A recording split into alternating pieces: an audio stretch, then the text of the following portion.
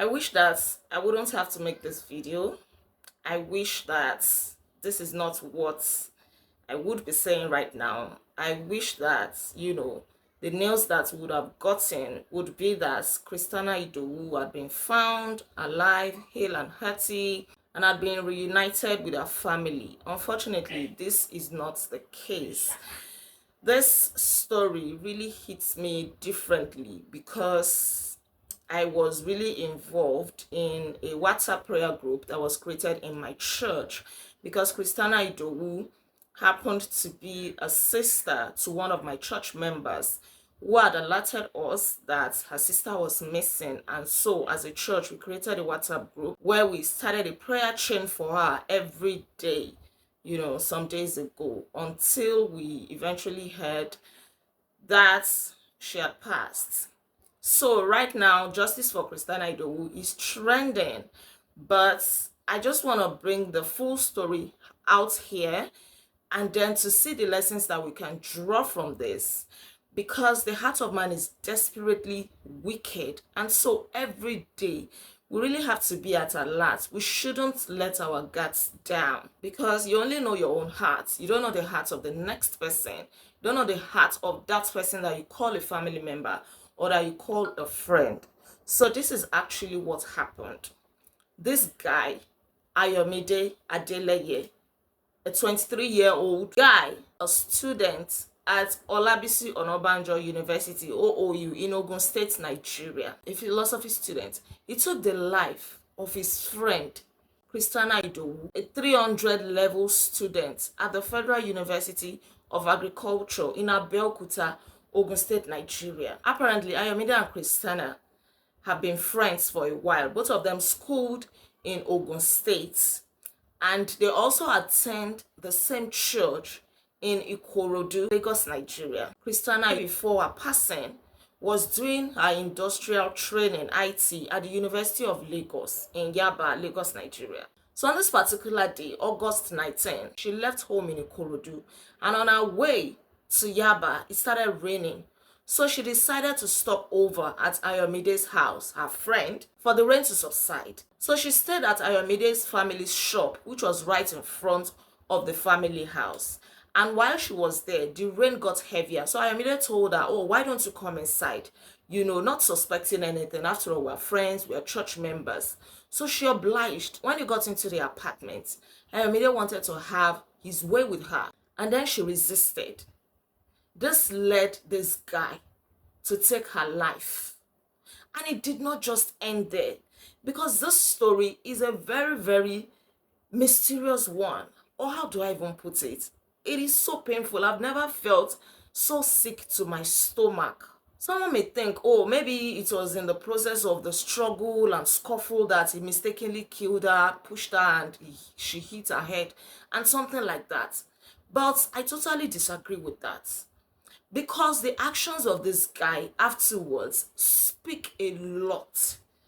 So after taking her life, he took her phone and sent a WhatsApp message to Christianah's mother, who was reportedly a widow, and said, oh, madam, you have such a beautiful daughter. How much are you willing to pay to see your daughter again? That, oh, your daughter has been kidnapped, blah, blah, blah, blah, blah. So he demanded 3 million naira ransom. The mother rallied round, Christianah's mother rallied round, and was able to raise 350K from her church members. Okay, before then, this guy now agreed that he was willing to take 400K, but the woman was only able to raise 350,000 naira and sent it to him. So he dropped a Sportybet account that they should pay it through that Sportybet account that was linked to a Wema bank account, which they did. So he withdrew 100K out of the money. But before he could withdraw more, the family of Christianah had reported to Nigerian soldiers, 174 Battalion of the Nigerian Army, and those ones sprung into action. So they went to Wema Bank. They were able to freeze this particular account. So on seeing that the account had been frozen, this guy, Ayomide, now created a Gmail account pretending to be a northerner. The Gmail address reads musaahmed0288@gmail.com, and asking them to send a statement of account through that Gmail address for him to verify that they truly sent the money, because he wasn't sure what was going on since the account had been frozen. So they sent the statement of accounts, and at this time, the Nigerian army were already tracking Christianah's phone to know the location of the phone. And this guy, he was so audacious. He was also texting Christianah's schoolmates to ask for her whereabouts, pretending to have so much concern, and in the process, he was getting information from them. He even had the guts to tell Christianah's mother that, why don't you ask Christianah's friends for help? They might be able to raise some money for you to pay a ransom, because he is into organ harvesting and he's only helping her by collecting 400k, 350k and all those small amounts, because he has nothing to lose. If he eventually sells her parts to those who buy body parts, he was going to make nothing less than 1.5 million naira and things like that. So on that same day that Christianah was in his home was the day that he had already taken her life, and then laid her on the bed, propped up her head with his hand, and took a picture, which he sent to her mother through the WhatsApp View Once feature to say, "Madam, this is your daughter, if you still want her alive," making it look as if the girl was just sleeping. So the mother started running helter skelter, not knowing that her life had been taken already at this time. He even had the audacity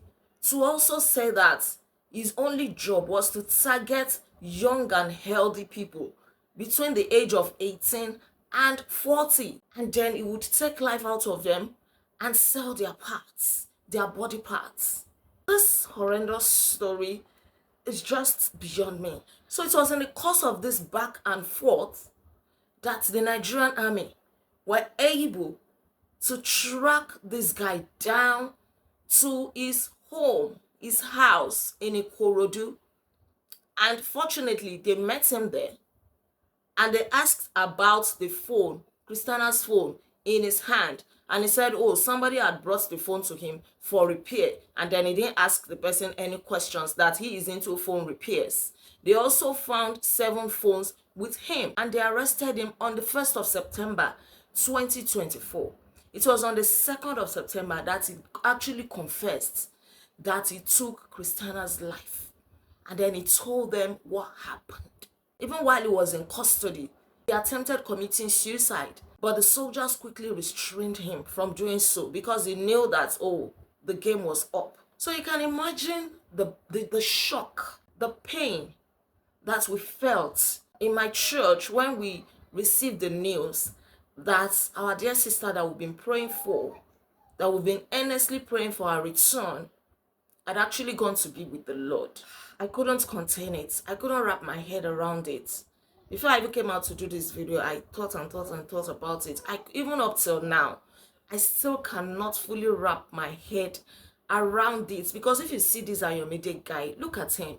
He looks so innocent. He looks so quiet. He looks like a church boy.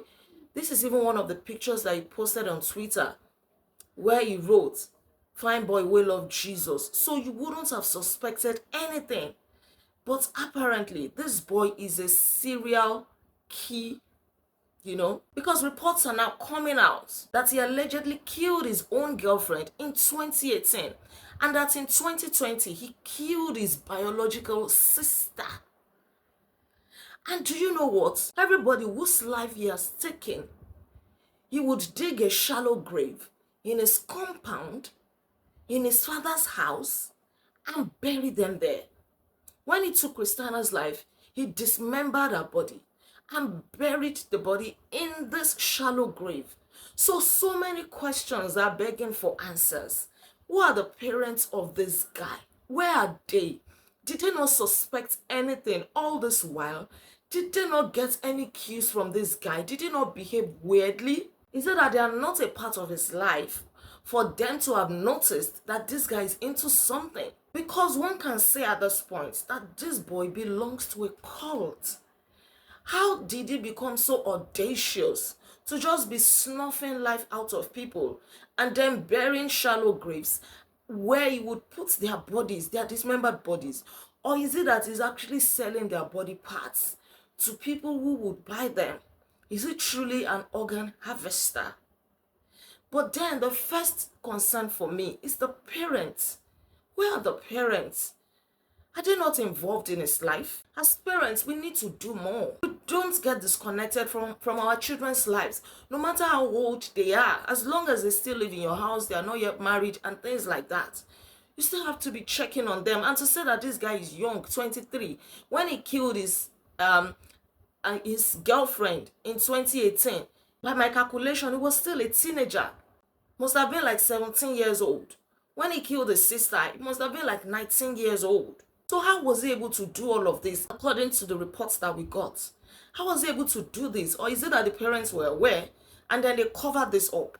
Because if the previous atrocities had been investigated, Christianah wouldn't have fallen prey to this guy. His heart is so evil at this young age. This will also bring me to say that we should not trust anybody. In fact, this is a wake-up call to set us on our toes. You only know your own self. You only know your heart. You don't know the heart of those that you even call family members and friends. You don't know the heart of that person that is pretending to be a friend. You don't know the heart of that person that you are trusting so much. Let us not be too trusting. Always leave room for suspicion, no matter how little. Don't allow your children to just mingle with anybody and to say, oh, they are friends. Oh, they are just neighbors. Oh, they are just children. They are just playing. Be at alert. The devil in human form is on a rampage, looking for who to devour. I only can imagine the pain. If I'm feeling so much pain, I can only imagine the kind of pain that Christianah's family, her mother, will be going through right now. How deep, how dark, how wicked can the heart of man be? Who would have suspected this boy? He looks like somebody that cannot even hurt a fly. Don't also neglect praying for your children. Apparently, this boy's soul had been sold to the devil. Keep praying for your children, no matter how old they get. Keep praying for them. Keep watching them. Keep monitoring their activities. We have a lot to do as parents. This is so sad. Christianah's life cut short in her prime, a promising young lady, beautiful. This is a very, very sad one, to say the least. But as parents, we need to do better. And as a society, we also need to do better. I just hope and pray that justice will not be delayed, so that it will not be a case of justice denied. I seriously hope that Christianah will get justice, as we are all crying justice for Christianah. The gentility of the face may not be a reflection of the heart. Please protect your children and always trust your instincts. If you go and visit somebody, the person is alone at home, don't go inside. Especially as a young person, just leave room for suspicion. Like I said, it will help you to always be on guard and always let people know of your whereabouts. I only wish that the moment Christianah, branched his house, texted somebody to say, oh, I'm in Ayomide's house or something like that. But then, because she wouldn't even have thought of that, I mean, your church member, your friend, she wouldn't have suspected anything. May God help us. May God help us. I know that no matter how careful we are, we still cannot be careful to the point that we avert every kind of evil. And that's why we should always pray. That's why we should always do our own part to also be cautious. God will keep helping us. He will keep protecting us. We will not fall prey to any form of evil. This is so sad. My condolences to the family, to all our friends. I heard that all our friends and school FUNAB members staged a protest. Everybody was just in disarray. Everybody was in great shock. This is really, really a terrible thing. Please, we want justice for Christianah. We want justice for Christianah. Let proper investigation be done. And another thing is, hope this guy is not working for some people, because for him to be so bold to have carried out these atrocities, sending all those WhatsApp messages with so much audacity, it might be working for somebody. So a thorough investigation should be conducted to fish out whoever may be an accomplice in this case. May Christianah's gentle soul rest in perfect peace. And may God grant our family the fortitude to bear this loss. May God comfort them. May God strengthen them at this difficult time. It's so difficult. Not that your child was sick, not that anything happened, no accident. A life just taken out by somebody that she called friend. May God help us. Thank you so much for watching. Thank you for tuning in. Please, if you are watching me, just say a word of prayer, for the family, that God will comfort them, that God will be with them. Don't hesitate to share your thoughts in the comment section below. I remain lled Agbaje, also known as First Lady. And on this channel, I inspire you to live intentionally. I'll come your way again, God willing. Until then, be intentional. Bye.